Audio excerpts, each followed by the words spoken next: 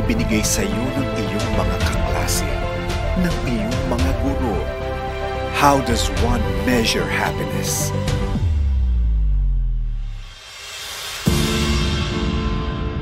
Mga teachers nyo, yung mga kabalbala na ginawa nyo, yung mga kaklase mo, yun, usually yun yung hindi nawawala eh.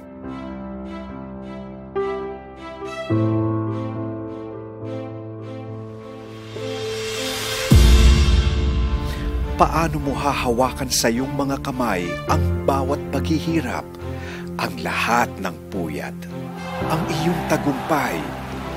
How does one contain challenges, victories? Siguro a lot of people would think na parang you wouldn't even finish, but tulong-tulong din. Of course, I had my share of difficulty in studying because of puro kalokohan, but eventually we were able to overcome it.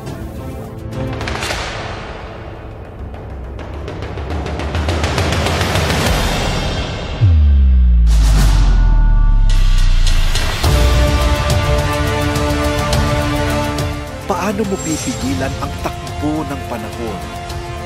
Pipigilan mo ba ito kung alam mong ito ang susubok sa mga aral na natutunan mo? Mula sa iyong paaralan, mula sa iyong mga kaibigan, mula sa iyong mga guro. Yung tinuro kasi sa amin yung mantra, pag inisip mo, very basics at nakakasawa siguro pakinggan. Pero pag inisip mo, ano ibig sabihin mo sa'yo? Una, iba bago sarili. So pag yun magawa mo, kahit anong trabaho mo, anong karir mo, anong ginagawa mo sa buhay, kung anong desisyon mo sa buhay, sundan mo lang yon. Posible ka magkamali.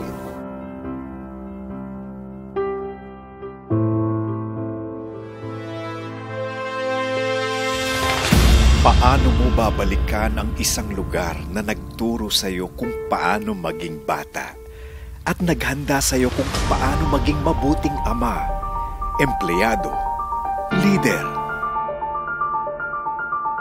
Being an Atenean, you are expected to do well, that you're expected to know a lot. But at the end of the day, sa akin personally, ang pinaka-importante yung I have to do something for my fellow man, not for my own, but I'm doing this because I'd like to make a difference.